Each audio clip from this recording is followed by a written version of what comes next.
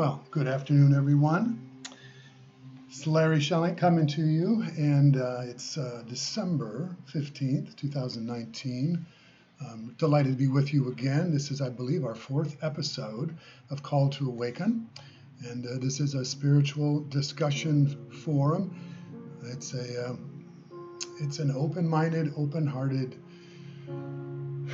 journey into the understanding that we can all find as we look deeply within our hearts, our souls, and ask the deeper questions. And that's what this is about. It's really about moving beyond the surface mind understanding of life, asking the questions that open up the windows to our soul, where the easy answers give way to a deeper understanding and a deeper knowing of who and what we are and our purpose in this life. So I'm delighted that you're here with me today, and we're on a new platform today, and I'm hoping that it's working. We've moved over from CastBox Livecast to YouTube Live, and so I would appreciate it if anyone can do a little, I guess it's there's a chat window on your screen if you're listening, and just give me a thumbs up if you are hearing this, just so I get confirmation that we are broadcasting and all is well. So if you have the ability to do that, please do so. Either way, I'm just going to keep talking because that's what we're here for. We're here to share these teachings and to call in this greater expanded understanding of life and spirituality and all that good stuff. So I do want to hear your feedback. You have told me that we had some difficulty with the live cast in terms of your being able to get into the live cast and difficulty logging in and being able to listen. So we've let that go. YouTube Live should be much easier.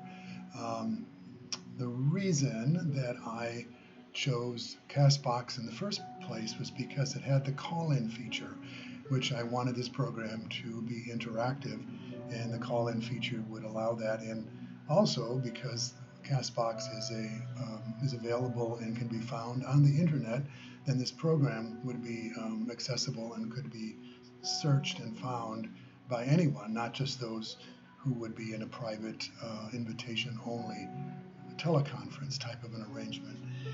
YouTube also will have the same feature.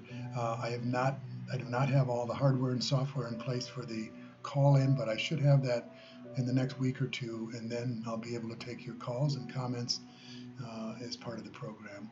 So for today, that's not allowable, but if you are, again, able to chat, then please do so and add your comments or questions, and I'll see if I can pick them up here on the screen. I am going to actually send out a chat. I just saw there is a place for me to do that. So I'm going to send out a little thing and see if it shows up.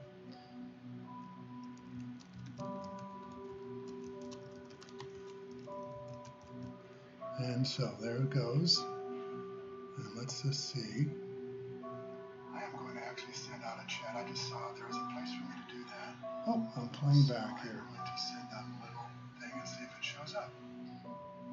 Okay. So hopefully we're still working. I have a little feedback playback here. But anyway, we're going to get the bugs out of this thing. We're going to get this to the point where it's just one smooth experience, which is, of course, what I ideally want.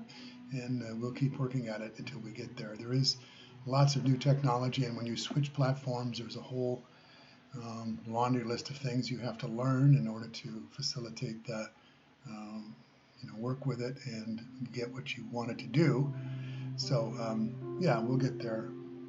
So let me jump in here to today's message. We are talking about love today, and I've written about it, and I did a small video this week, which some of you may have heard, called Love as Fire. And that's sort of a jumping off point for, I think, what I want to talk about today. Because I think it's definitely something that you and I, most people who grow up in a traditional as people who grow up in the world, we come to understand love in a very very different way than the kind of spiritual love that we want to learn more about and become more familiar with. And it does become problematic for us when our largest influences in our life, in which love has been our experience, have come relationally through those people who have been our caregivers, our parents, all of those people who we have come in contact with. And we have even defined love according to behavior, mostly behavior. We can't read anyone's mind necessarily.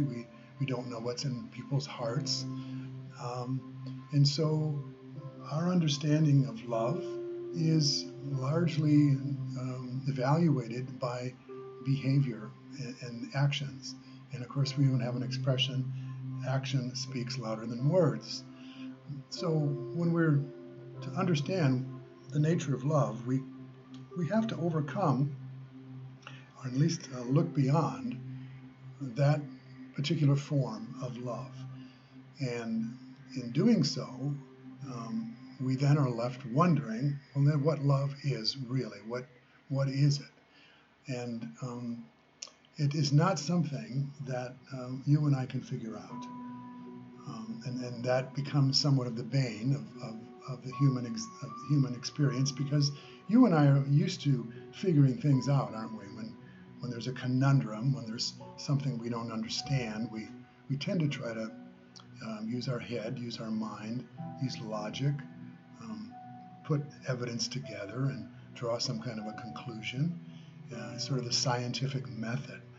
And that simply does not work for us when we're seeking to understand spiritual matters, because all spiritual matters are non-physical.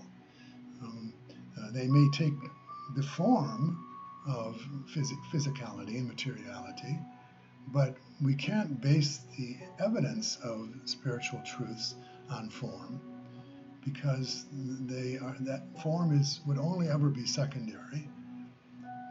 So that love could be expressed by someone saying "I love you," or it could be expressed by someone doing a kind thing for you, or someone forgiving you. A very big expression of love. And all those things, we would say, oh, that's what love is. My spouse brought me flowers, or my spouse, helped me with the children today, or made dinner, or, my friend took me out to lunch and paid for it and does kind things for me. And all of that's well and good, but it has such a limitation if that is the extent of how we quantify this thing that we call love. It is with a capital L, and of course that means that it is something which is eternal. Anything that is spiritual is not something that comes and goes, it rises and falls. It is that which never changes, although its expression can have a multiplicity and a diversity of forms. But the essence of love, the essence of life, and the essence of our beingness is metaphysical, non-physical. And so it's important for us, when we are seeking to grow into this spiritual understanding, to grow spiritually. We all say we want to grow spiritually. That it's going to be as much a subtraction process as it is taking on anything as a new understanding. In fact, it's been said that the real path to spiritual awakening is not a lack, or your failure to grow spiritually is not due to a lack of information, or a lack of knowing enough, but it's in what you know that isn't so. that is the obstacle to spiritual growth. And so we have to understand that when you and I are wanting to grow in our experience of this divine experience and this experience of love, unconditional love, then we have to realize that something's going to have to give way, because anything that stands as a substitute for true love is a barrier to the experience of such a love. And that is why in my title of the little video I did, Love is Fire, I noted that love is not something oftentimes that is soft and gentle, but that the kind of love that we're looking for, that the kind of love that we really, really want to know, the love that is solid and cannot be limited or obstructed or delayed in any way, that love can act as a combustion chamber, if you will, for all of the surface mind understandings of what constitutes love.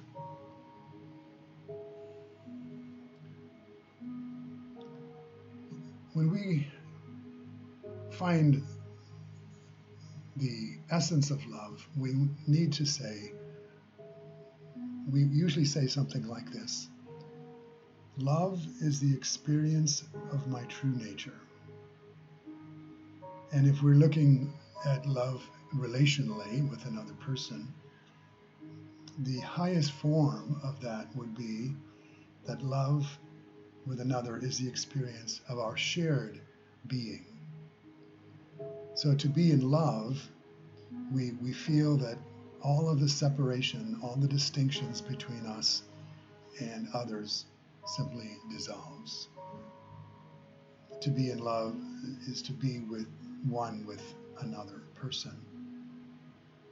And that is the great,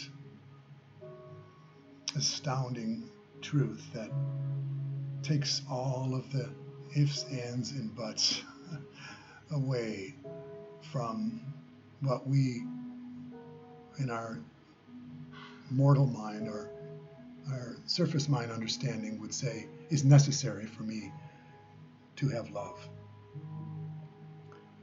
When we realize that any story that we make up about why we are not experiencing love, or any expectation that we have for another person and how they are behaving towards us, and we attribute that behavior as what is keeping us from the experience of love, we're really not speaking the deepest truth.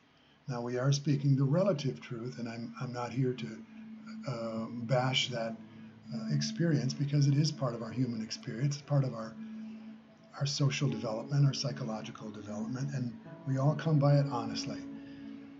We were raised in an environment in which unconditional love was very likely not our experience, and that when we felt loved and when we felt lovable, it typically had to do with our behavior being met with great approval, and so we were lovable when we were doing something that pleased others, or in our own experience of love from another, we found their activity or their behavior, their actions to be pleasing and acceptable to us, that gave us a feeling of love. So there it is. It's this feeling of love. That's really where the rubber meets the road. That's the piece de resistance of this whole experience. It isn't a four-letter word, and it isn't roses and flowers. It isn't anything. It is a deep and profound feeling of well-being. We call it love, but as soon as we call it that, we've actually begun to move up into our concepts about love in the human sense. And that can sometimes cost us this deeper realization. We hearken to the understanding that there is only one presence, there's one power, there's one reality, and we call it God, or we call it Atman, or we call it divine nature, or Buddha nature or my true nature, by whatever name we call it, we're talking about a singularity. We're talking about something that is one without an opposite, that there is nothing in opposition to this reality. And therein lies the litmus test for us understanding love, because if love is part of this divine oneness, then it also must not have an opposite. It must also be that which is all encompassing.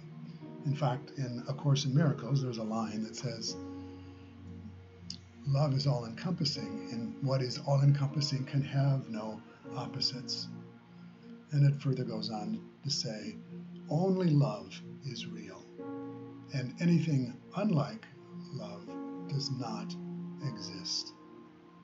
And so, wow, that is such a deep and powerful and moving call to us that just can feel like it can just stun and stop us in the tracks of our discursive thought about love.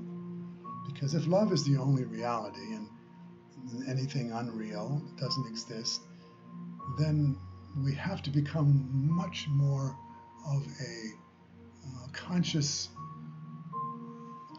aware presence in order to recognize and realize this reality that is always here.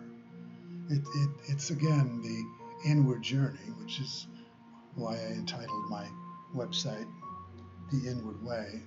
It's turning around, it's turning back away from the appearances of life and all of those appearances which suggest that life needs to be a particular way for me to be okay. The people need to conform to my expectations or my needs or my desires in order for me to feel happy and feel a sense of peace and well-being. Love being the only reality, there's only one possibility for me to experience that, and that is for me to go within, is to bring my awareness to what Jesus said is closer than my breath. He said it's closer than arms and legs and feet, closer than your breath. In the Quran, it says closer than your jugular vein. In other words, it is. You are one with love. It isn't that you have love or that I have love as if it was a quality or an aspect of my nature. It is my nature. It is what I'm made of. And when it says in the scripture that we were made in the image and likeness of our Creator, and we know that Creator, and most of us would say that, whatever true love is, that's what the divine is. Its nature is pure love. And if I was made in the image and likeness of pure love, then really, where must I go? And who must I be with? And how must a relationship unfold in order for me to experience love? It's really quite an upsetting notion for the ego. The ego, that part of us that is a sense of separation from life and from others. The ego is what really is a thought that we have that has taken on form into, we believe that we are a separate human being, that I'm a character, I'm a separate character, and I have my name and my body and my mind and my story, and that's who I am. And that identification, that characterization of my identity robs me of a recognition of a much vaster connection to all of life, because I am just an expression of this infinite life, love, wholeness. And that expression has taken on a form. As part of its expression is a body and a mind. But that isn't its true nature. My body and mind will arise in time and space, like all of the objects that we experience on this earth. They arise, they they come into being and then they wear out. We all notice that happens. No one gets out of here alive in the body anyway.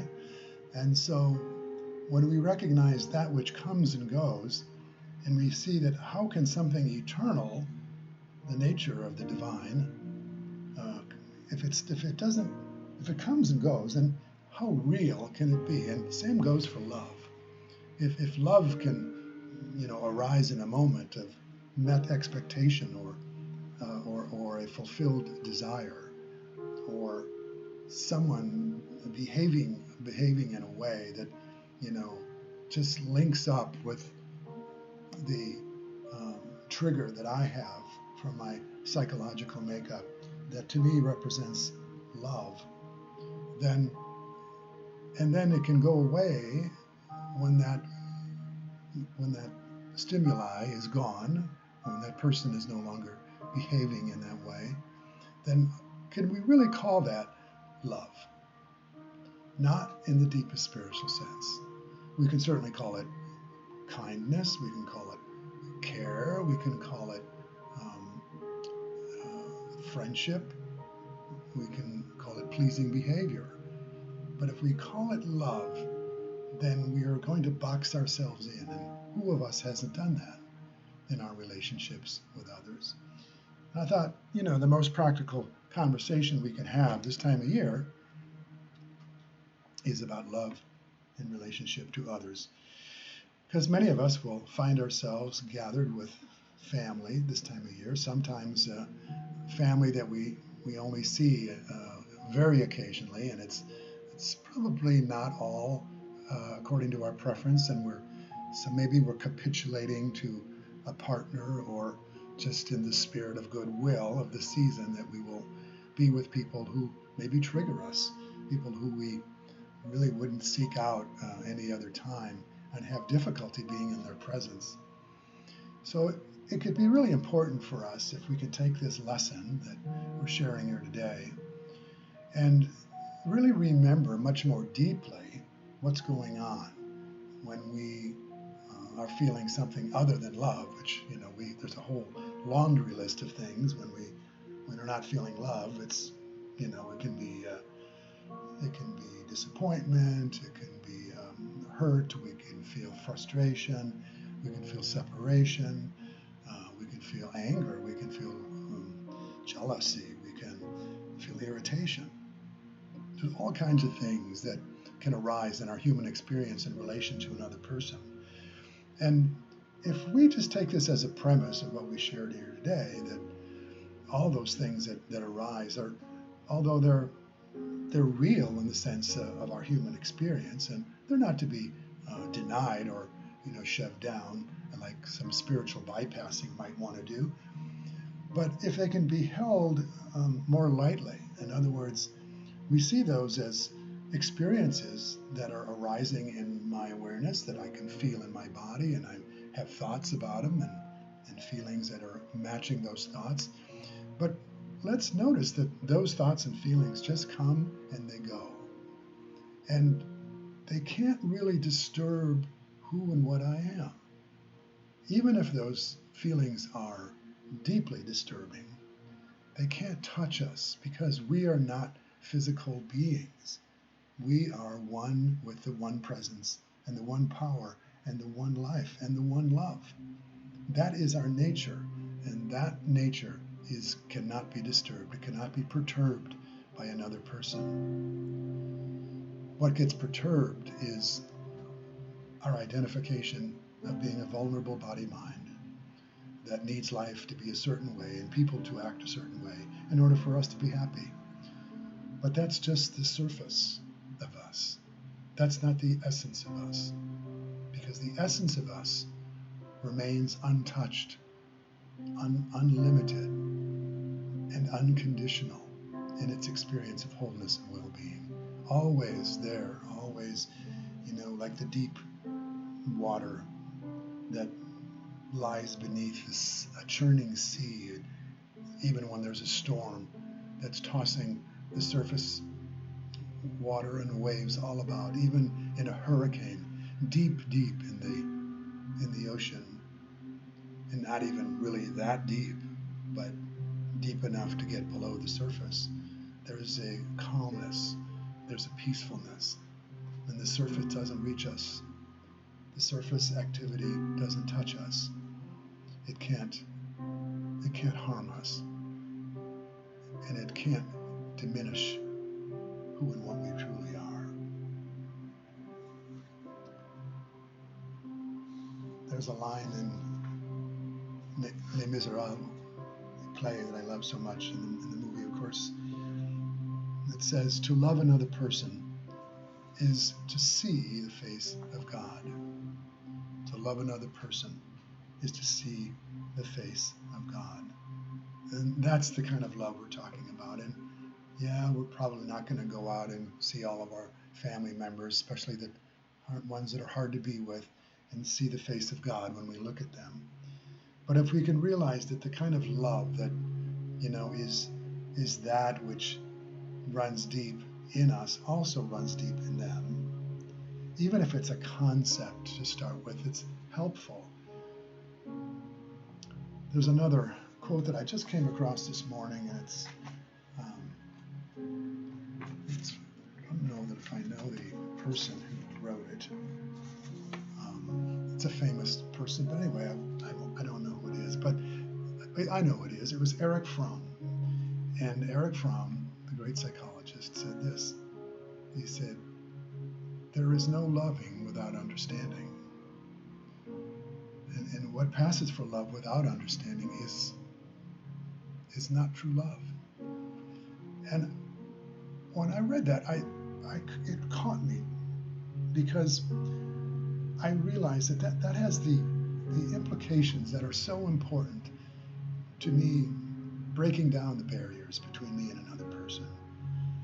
Because, we may not approve of someone's words or their behavior, their motivations may be in question. We maybe have history with them, and lots of evidence, we could say, that makes it very hard for us to like them. But this idea of loving them is something that doesn't require us to have all those boxes checked. Because you and I know that when we drill down into everything that we have ever done in our life, things, especially let's say the things that we aren't very proud of, when we look at those closely and we've gotten farther enough away from them, then we maybe have analyzed in some sense, why did I do that? It always boils down to some kind of need that we were trying to get met in that moment. Now, as the Buddhists say, we may have used unskillful means to get those needs met, and probably did. And so all of us do at some point in our desperate attempt to have our needs met, use unskillful means that can do harm to others and to ourselves. But what's universal in that is that it's some human need that motivated our behavior, that underlied our actions. And that probably started with a feeling, and that feeling could have been anger or frustration or impatience.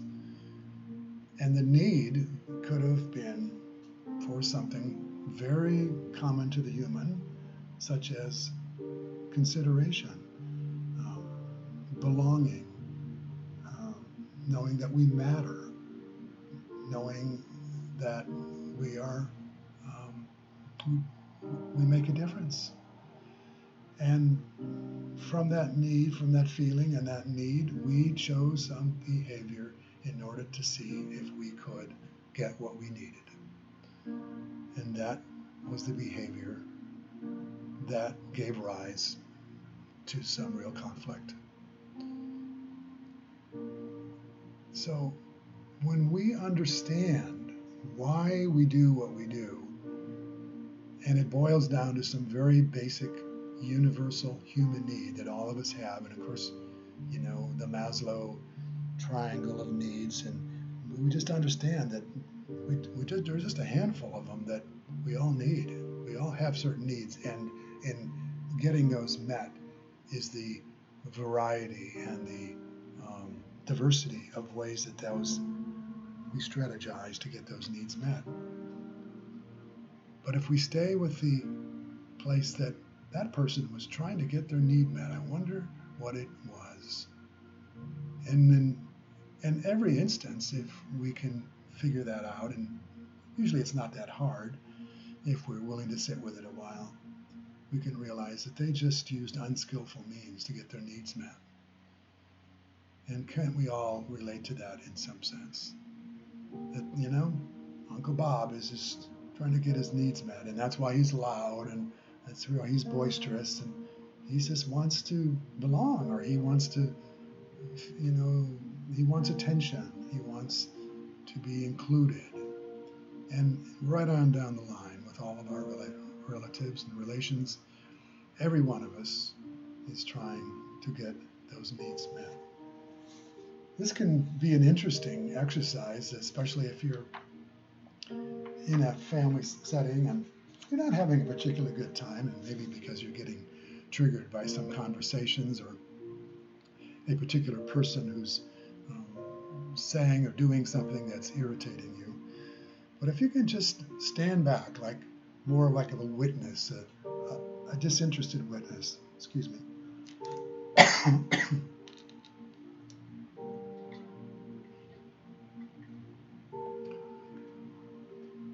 Like a disinterested witness would just be curious about, gosh, I wonder what so-and-so is really needing right now. Or even in reflecting on some of their behavior in the past. I just tell you from my experience, this has been so helpful to me. It never really works to just sort of put, what's the expression? To put a lipstick on a pig, or frosting on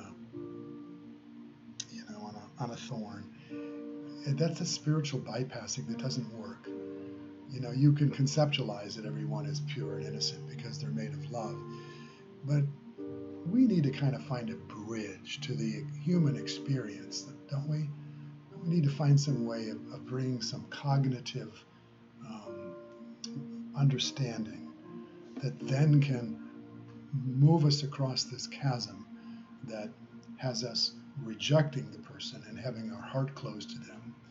Because if we can get to a place of maybe understanding, and again, I'm not saying that we justify their behavior, or this is not a condoning of their behavior, but I'm talking about the person and what might have motivated that behavior in the first place, looking for the feelings and the needs that are underneath that might just move us across this chasm of separation to a point where we can open our heart just a little bit.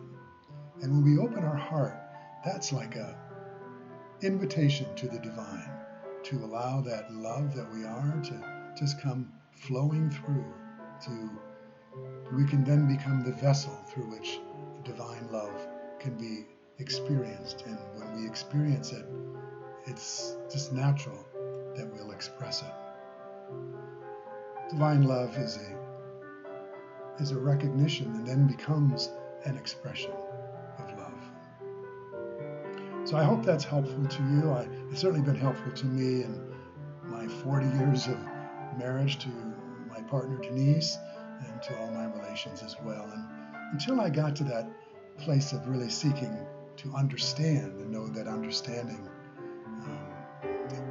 leads to loving, I was always feeling that I was such a phony, that I was so inauthentic in my spirituality, because I would profess that love was the only reality. And then I would have all this angst and animosity towards other people. And I felt I wasn't growing spiritually, that even though I said these great, big, huge truths and professed them as a spiritual teacher and counsel people in the same way, I never really felt that I could get there with a lot of people. And so I felt like I was a sort of a part-time awakened being, and that never felt very satisfactory. But so let's just finally say that, awakening, spiritual awakening, is really just a recognition of who and what you truly are. And it just takes a moment, actually. It isn't a long period of working away at your ego. It can just be in a moment. And you've all had these moments, I'm sure. Some of you more than others, and some that have maybe lingered longer and have become more frequent in your life. But every one of us has had a moment when the feeling and the thought sort of dissolves, and there's a sense of connection to life. And we feel this profound peace. Maybe comes in nature, or maybe it's being in the presence of a baby, some kind of representative innocence, or an animal, or a moment of meditation, or listening to some amazing music, or it wells up in you, and you just feel like this is true, and this is truth, and this is what underlies all of life and reality. So you're already awake. All of us are. And we just have sort of fallen asleep to that awakeness. And these practices that we do, they're just basically ways that we open back up again. They're more sort of grist for the mill of our own spiritual awakening.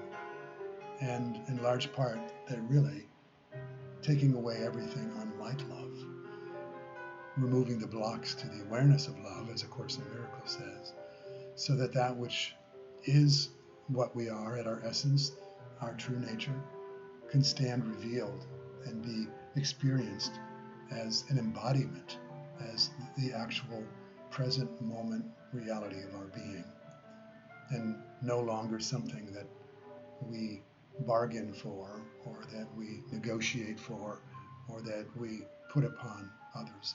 Because we do really put a lot upon our partners and our friends when we're expecting them to feel this hole in us, to make us feel loved. Nobody can make us feel loved. Nobody can. If they could, it would be a very unfair universe. It would completely belie the reality of the infinite nature of love, and that we're all created in its image and likeness. So that's a fallacy, and the sooner we can let go of that, even if it's chipping away at it one day at a time, one relationship moment at a time, we're moving closer to, each day of having more love in our life, the experience of wholeness and well-being, that, like being at the depth of an ocean, is not perturbed by all of the surface stuff that goes on all around us. So I would think that's a good place for me to end today. And I have not seen anyone in the chat window, but let me just look to see if there is any. I do not. Okay, so either the chat window is not working, or you haven't shared a chat. Either way, it's fine. So let's just take a moment to close this time together with an inward quiet time. I'm just going to begin with a few moments of silence and say a few words to close our time.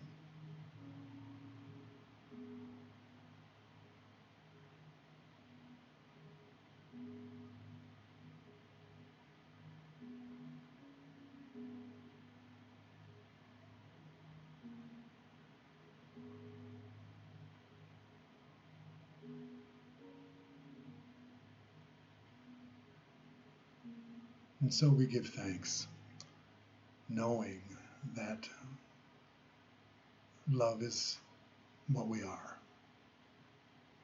We give thanks knowing that there is no way to love, because love is our essence. And any efforts to seek love outside of ourselves are not going to be met with success.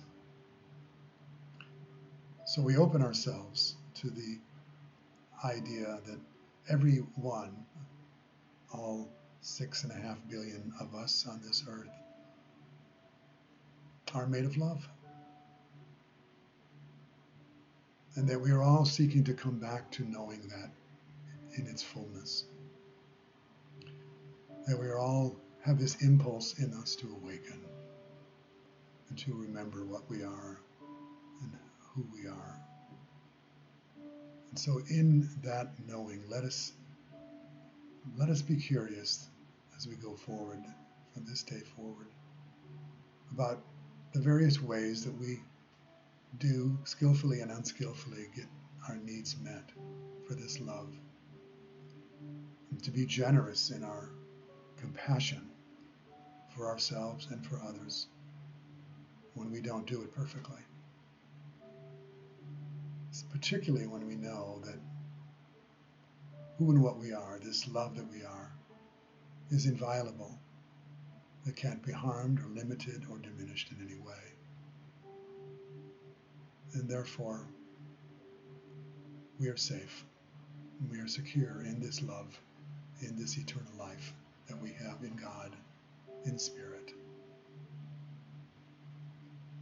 And we take this as an opportunity to become even more aware of how this is true and how we are all working our way back to this greater realization.